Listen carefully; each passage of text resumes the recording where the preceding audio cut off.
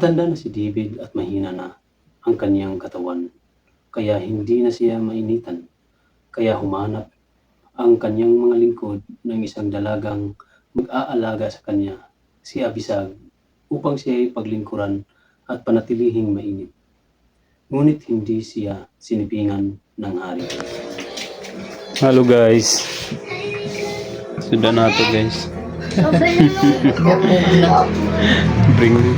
bring house say. So Saturday ngayon guys, wala tayong trade today, no? Dahil Saturday, good for kagabi dahil yun nga rapid, no? So recap natin yan mamaya yung galawan na this week, no?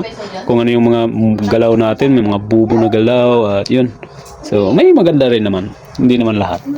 So yun yung tratabahuin natin pa i-layout natin yung ating mga kailangan tapusin, no? Meron pa yung t-shirt, dalawa, maroon at saka green.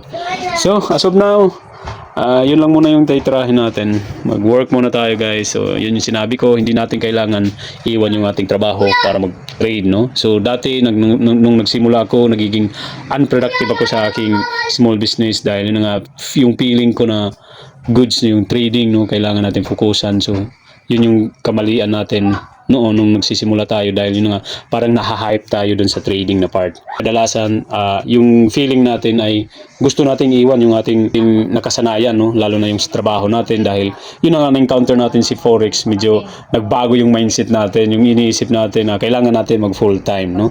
So hindi ganoon, yung kailangan natin yung trading talaga is yung bang extra lang natin, no?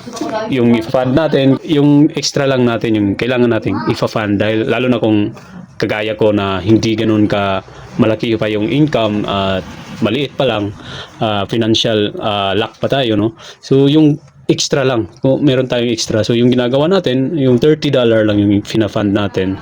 So makapag-start na tayo, no? Nakita nyo naman guys, wala tayong mga magic dyan, so tunay talaga yung nangyayari dyan sa mga trades natin. So yung kailangan din natin i-priority yung ating pag-study guys, pag-learning. Yung sa ngayon hindi talaga natin dahil yun nga ako magti 3 years na yata ako, no? 2023, 24, 25, 26. So nagti 3 years pa lang ngayong April guys. So yun, pero bago tayo, yung 3 years naman yan ay yun yung time na focus tayo konti, no? Nag-focus tayo. Pero na-encounter natin si Forex is yung kasagsagan na nag-networking tayo guys. Pero hindi, yung iglap lang. It's still learning pa rin dahil lack of knowledge talaga tayo dito guys. Yung kalaban natin talaga yung emotion natin guys, nagbabago talaga pagdating sa trading. Yun yung ating mga plan, no? Meron tayong plan, ganito na dapat mangyari, ganito dapat tayo, ganito yan. So pero pag doon na sa execution guys, nawawala, nagbabago talaga. Hindi natin na-execute ng tama yung ating mga ginagawang plano, no? So pero yan yung win-workout natin na someday, no, na maging strictly talaga tayo guys sa ating mga rules or self-discipline, psychology or ano bang tawag dyan sa mga kailangan nating daanan, no? So kung ikaw na medyo may struggle pa rin na feeling mo na parang minamanipulate tayo ni market, no? Parang minamanipulate tayo ng ating mga broker, so don't quit pa rin guys, no? Try lang natin na someday, no? Someday, hindi pa naman tayo ganun, pero at least meron na tayong nakita na at least meron na improvement, no? So yun, so binablog natin to dahil yun nga, gusto natin mag-improve. At ang tamad ko kasi guys mag-journal totally, no? Yung mga screenshot, mag-record ng yung mga trades, mga ano na lang. So yung way ko na lang is to mag-i-vlog ko para at least sa mga susunod pwede ko makita yung mga time na sana ko nanalo, sana ko natalo. So yun, so yung ginagawa natin ay totoo, no? Hindi gano'n na yung mga clips lang. So yung totoo talaga yung ating pinapakita, win or loss. So kung ano yung feeling natin. So yun, so far so good.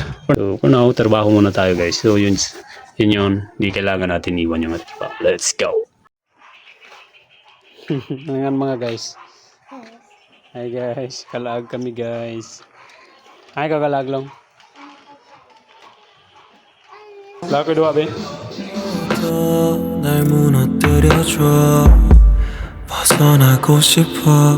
그들이 드리운 밤에 내게로 흐르고 있어. Kain na. Sedang. No ba? Sinugba-sigba.